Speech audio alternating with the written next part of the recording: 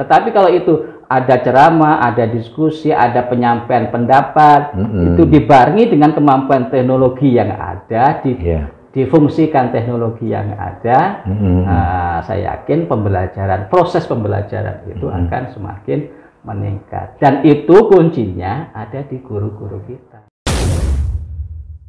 Bismillahirrahmanirrahim. Assalamualaikum warahmatullahi wabarakatuh. Waalaikumsalam warahmatullahi wabarakatuh. Hadirin pemirsa semua, kami dari MA Jamiatul Mubtadi bersyukur hari ini kedatangan tamu terhormat kita yang senantiasa selalu membina dan membimbing Madrasah Aliyah. Beliau adalah pengawas Madrasah Aliyah, yaitu Bapak Dr. Anus Nur Rahim yang beralamat di Bayah. Semoga sehat-sehat selalu, dan hari ini kita di episode kedua kayaknya ya. Kita melanjutkan bincang-bincang kita tentang berlanjut terus. Tentang perkembangan madrasah gitu ya. Yang selama ini konon kabarnya kita adalah madrasah yang madrasah yang bermartabat gitu ya. Madrasah yang diharapkan bisa bersaing atau bisa sejajar minimalnya dengan sekolah-sekolah lain yang memiliki kemampuan baik di masyarakat maupun kemampuan meneruskan ke jenjang pendidikan. Ada beberapa kunci mungkin ya di ini. Hari ini kita akan berbincangkan, nampaknya agak terganggu peran guru ini di masa COVID. Banyak yang lost gitu ya, banyak yang lost teaching atau apa tuh namanya, tidak maksimal. Akhirnya berekses kepada peran gurunya dan peran siswanya, sehingga kalau saya secara pribadi Madrasah Aliyah karena kebetulan tidak melakukan online, kita selalu PBM masuk ya mungkin ini, tapi saya melihat di sekitar selatan dan sebagainya yang online nampaknya banyak yang kerepotan. Oleh karena itu apapun yang terjadi, bahwa peran guru nampaknya tidak bisa digantikan oleh hal-hal yang secanggih apapun gitu ya. Hari ini kita akan berbincang-bincang tentang peran guru dalam meningkatkan pendidikan atau peran guru dalam peningkatan pembelajaran di madrasah. Bapak Ibu yang terhormat, hari ini sudah kedatangan narasumber kita, yaitu Bapak Nur Rahim. Baiklah Pak, saya ingin pandangan dari Bapak bagaimana ya. Jadi kunci utamanya mungkin di guru. Jadi bagaimana menurut pandangan Bapak tentang peranan guru dalam peningkatan pembelajaran di Madrasah Aliyah? Silakan Pak. Iya. Sebelum saya sampaikan, saya mengucapkan terima kasih kepada Pak Kepala Madrasah Jamiatul Mubtadi Malimping. Alhamdulillah kita bisa bersilaturahim kembali, berbincang-bincang guna peningkatan kualitas pendidikan yang ada khususnya di madrasah kita. Dan alhamdulillah pada hari ini terima kasih saya diundang untuk melanjutkan perbincangan kita. Oke Pak Kepala, begini. Berbicara mengenai pendidikan, pengajaran, kita itu tidak terlepas dari ilmu pengetahuan. Izinkan saya menyampaikan sedikit agak jauh dulu, bahwa saya menyampaikan bahwa yang namanya ilmu pengetahuan dan pengajaran itu adalah merupakan hal yang alami dalam peradaban manusia. Karena ini merupakan hal yang alami, oleh karena itu antara ilmu pengetahuan dan pengajaran itu harus tetap ada, gitu. Dan kedua-duanya tidak bisa dipisahkan antara ilmu pengetahuan dan pengajaran itu sendiri. Sebab kalau ini terpisah, maka sejatinya kita akan kehilangan jati diri kita sebagai manusia. Karena ini dua-duanya tidak dipisahkan, gitu ya, sehingga harus tetap ada dan berjalan. Nah, yang bisa memerankan untuk agar keduanya ini tetap ada, di antaranya itu adalah guru gitu Pak Kepala. Sehingga guru ini mempunyai peran atau akses yang luar biasa guna tetap terjaganya ilmu pengetahuan itu dalam peradaban manusia itu. Sehingga saya mengatakan bahwa guru ini mempunyai peran yang luar biasa terhadap kemajuan ilmu pengetahuan itu sendiri gitu. Karena ilmu pengetahuan itu terus berkembang makin hari, semakin bulan, tahun, dan apalagi sekarang ini zaman yang sudah canggih gitu. Oleh karena itu guru harus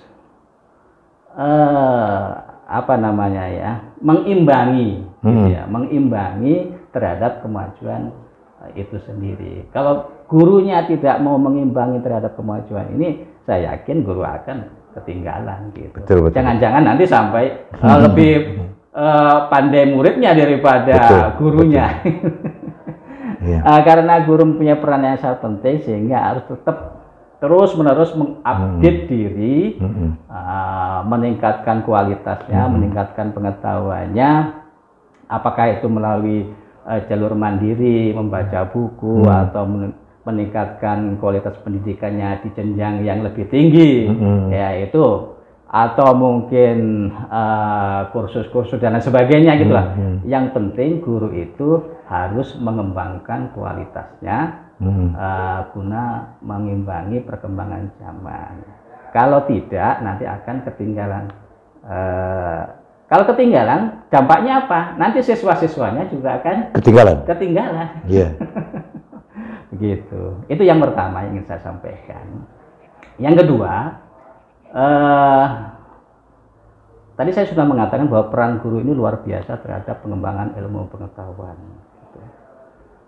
Oleh karena itu, guru tidak mau, suka tidak suka, dituntut agar mereka tidak gaptek terhadap teknologi. Karena sekarang zamannya adalah zaman teknologi. Sehingga pengajaran-pengajaran yang di kelas pun itu diharapkan berbasis teknologi. Gitu. Bagaimana guru bisa mengembangkan teknologi ini guna peningkatan kualitas pembelajaran yang ada di madrasah kita gitu. Kalau ini bisa dilakukan oleh guru, saya yakin anak-anak juga akan semakin tertarik untuk belajar, anak-anak semakin semangat dalam mengikuti pembelajaran yang ada di kelas.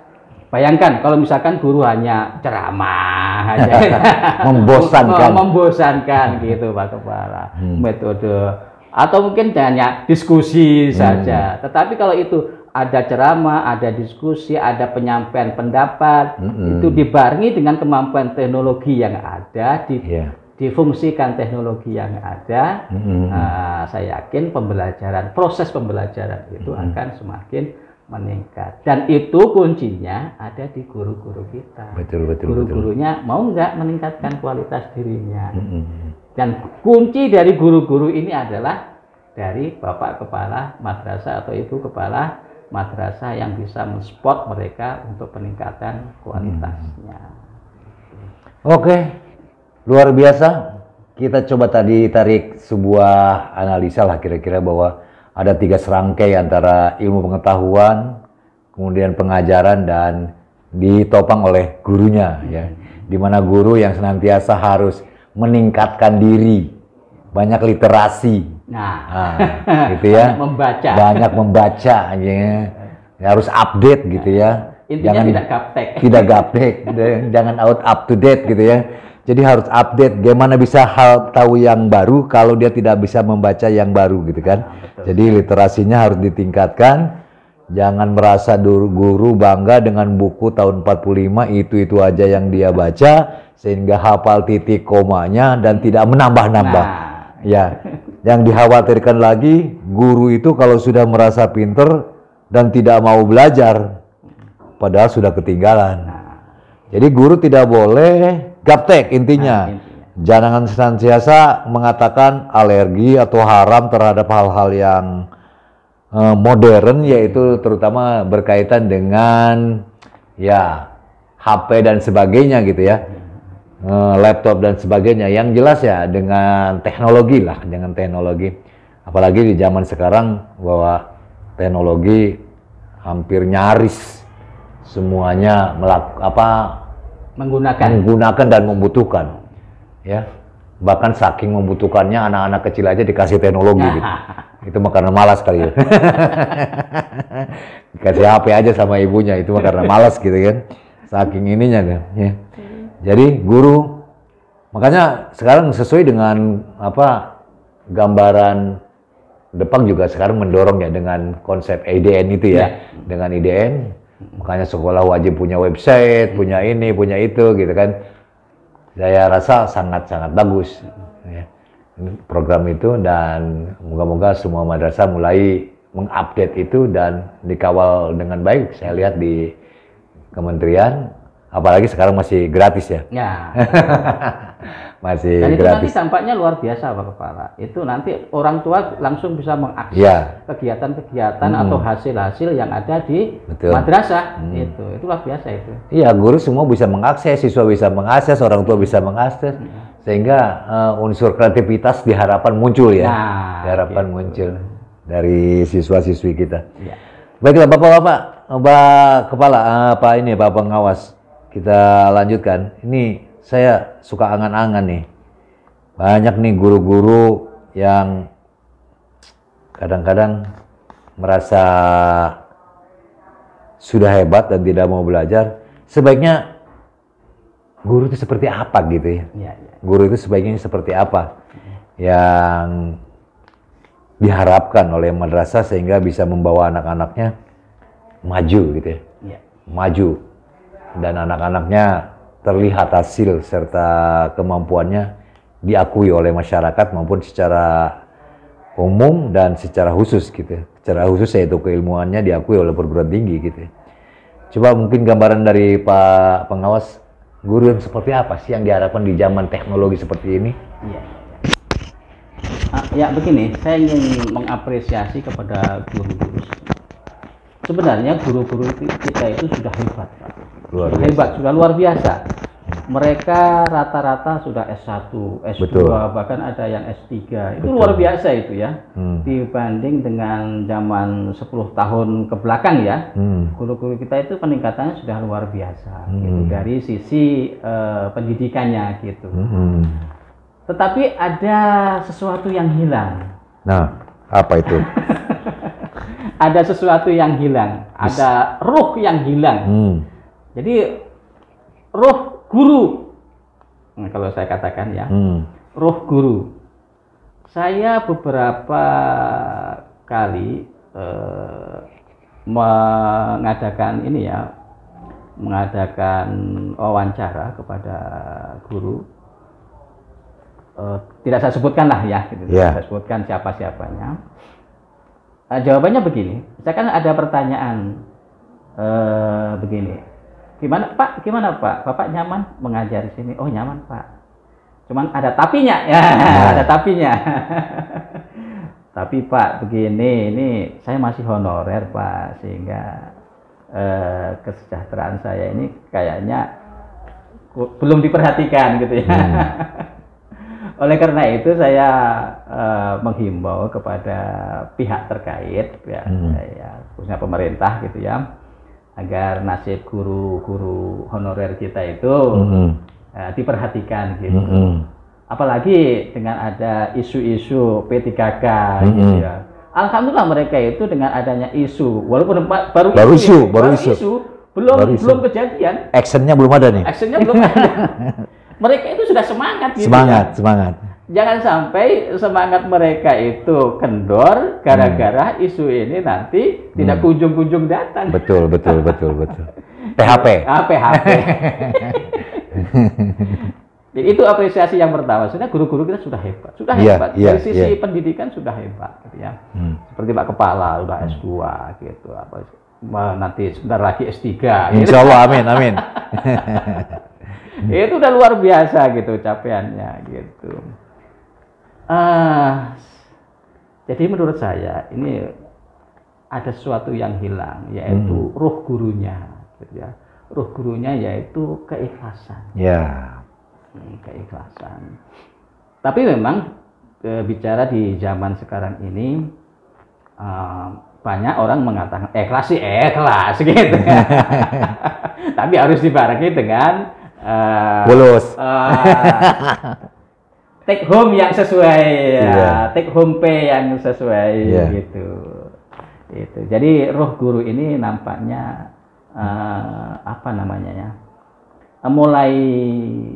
mulai menghilang, yaitu roh keikhlasannya itu. Kalau dibandingkan dengan guru-guru kita dulu gitu ya, guru itu digugu dan ditiru gitu ya. Kalau zaman istilahnya digugu dan ditiru. Itu mereka itu luar biasa. Mereka digaji, tidak digaji juga di pesantren itu luar biasa pengabdiannya. Karena apa? Karena guru itu mempunyai posisi yang sangat tinggi di dalam kehidupan masyarakat. Sehingga dengan mereka memperoleh itu saja gitu, tanpa walaupun mendapat honor istilahnya itu sedikit, itu mereka sudah luar biasa gitu. Jiwa keikhlasannya itu. Jadi itu ada sesuatu yang hilang. Itu yang pertama. Yang kedua, sebenarnya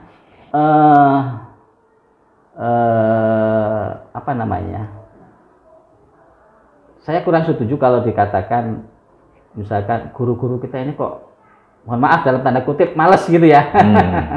Saya kurang setuju itu. Saya kurang setuju. Karena apa? Guru-guru kita ini mohon maaf gitu ya. Pertama mereka sudah qualified, gitu.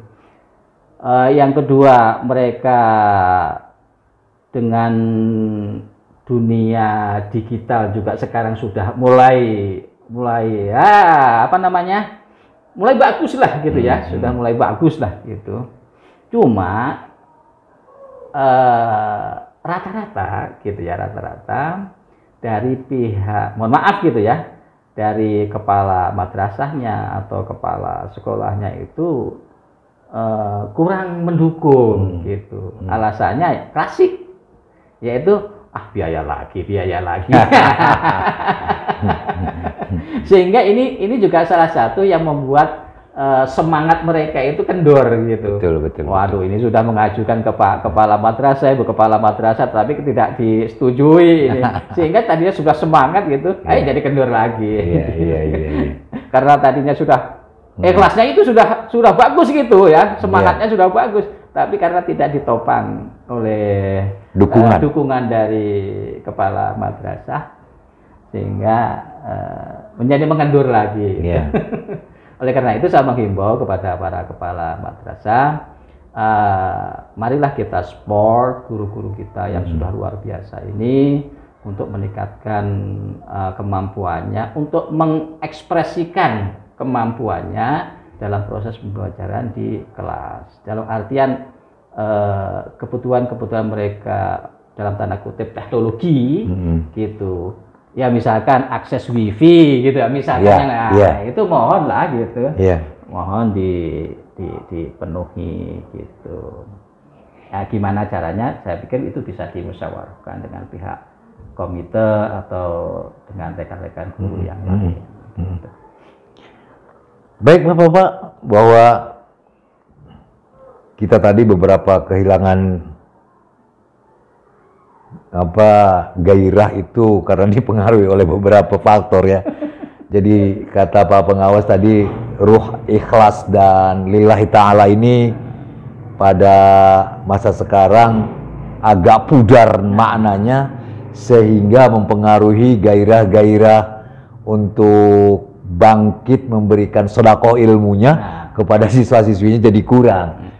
Memang kata guru-guru sekarang banyak juga yang bilang nyentil bahwa ikhlas itu tergantung, lebih gede lebih ikhlas katanya. Kalau bayarnya lebih gede, lebih tepat dan lebih ikhlas. Ya, kita tidak bisa gede, tapi insya Allah yang penting manfaat dan barokahnya itu yang harus kita lihat ya. Oleh karena itu saya suka berusaha untuk tanggal 1 walaupun hari Minggu bahwa honor siap diambil. Alhamdulillah, gitu ya. luar biasa. Untuk di MAJMC tidak pernah saya melewati dari tanggal 1. Apapun yang terjadi, ngutang udah perlu gitu. Ya, itu ya. Jadi nilai keikhlasan memang sulit dibangun oleh guru apabila tidak dimiliki oleh individu guru masing-masing ya. Awalnya ketika di awalnya mau sedekah ilmu, mau berbagi ilmu kepada orang lain agar bermanfaat dan sebagainya, mungkin nanti insya Allah kesannya juga lancar ya. Gitu. Nah tadi yang kedua memang tadi didukung oleh nasib apa memang kurang perhatian, nggak tahu ya. Tadi ya dukungan dari pihak-pihak tertentu tentang guru-guru, wabil khusus yang di madrasah ya. Konon kabarnya orang mah udah ada apa guru kontrak, guru apa yang baru PAT, P3K, P3K atau guru apa lagi lah gitu ya. Tapi di kita ya tadi seolah-olah ini PHP apa memang akan terjadi. Jadi kepada siapapun yang mendengar ini tidak bermaksud untuk apa menyinggung, tetapi kalau tersinggung berarti normal. Bahwa tidak sedikit guru-guru kita yang pindah lokasi. Nah, dan itu guru-guru luar biasa tadi ya. Guru-guru kita pada umumnya di madrasah itu udah luar biasa. Pengalaman, kemudian ilmunya juga sudah mapan, keikhlasannya sudah mapan. Karena melihat tetangga sebelah sudah mulai disejahterakan walaupun honor gitu ya. Ada tarifnya, kemudian dijanjikan dengan P3K dan sebagainya. Jadi tidak sedikit guru-guru yang di saya juga alhamdulillah yang sudah mulai diangkat oleh mereka, dan yang bingung adalah saya harus membina dari awal lagi, kemudian mengajak mereka ikhlas beramal lagi, bersedekah ilmu lagi dengan yang baru. Ini sedikit Pak Kepala, saya ingin mengomentari terhadap guru-guru kita yang pindah ke kamar sebelah. Betul, tetangga sebelah itu. Kalau saya mengatakan bukan tetangga, tetapi kamar. Nah, guru-guru kita yang sudah lama mengabdi punten ya, ini di Kementerian Agama yang sudah bagus, bakat sertifikasi ada itu. Dewasa yang sudah sertifikasi pindah ke kamar sebelah. Ini sebenarnya kerugian bagi kita. Betul, khususnya adalah Kementerian Agama. Betul. Oleh karena itu saya menghimbau kepada pihak-pihak terkait agar hal ini cepat dicarikan solusi. Kalau tidak, nanti kita akan kekurangan guru. Betul. Yang qualified ya. Betul. Guru yang pindah ini masalahnya guru yang qualified, yang rata-rata itu. Sertifikasi rata-rata itu. Iya. Guru-guru yang sudah didewasakan dengan madrasah oleh madrasah berpuluh-puluh tahun itu. Itu ujug-ujug pindah ke kamar sebelah. Gara-gara di kamar sebelah ada lebih sejahtera. Makanannya kesejahteraannya lebih baik. Sekali lagi saya menghimbau kepada pihak terkait agar ini menjadi perhatian yang serius bagi kita. Dan ini bukan hanya di kita, kayaknya kalau dianalisa hampir di semua sekolah ya. Itu temuan lah, kalau istilah orang sekarang itu temuan ini tolong diaspirasi lah, diperhatikan lah. Guru kita adalah sudah bersedekah ilmu dengan lama, ada yang 20 tahun, ada yang 15 tahun, 13 tahun. Tetapi mereka dengan berat hati, karena di dapur juga harus ngebul. Si pihak madrasah tidak punya kemampuan untuk mensejahterakan, hanya seadanya sesuai dengan kemampuan kita. Ya akhirnya ya kadang-kadang kan suka paling, wah itu kembali ke yayasan gitu. Yayasannya juga ajegnya ya baru ajeg-ajegan gitu kan. Belum ajeg bener gitu kan. Akhirnya ya hanya kita bisa berdoa saja. Ya closing statement Pak Pengawas. Mungkin waktu kita yang tidak bisa dibawa kompromi, silakan.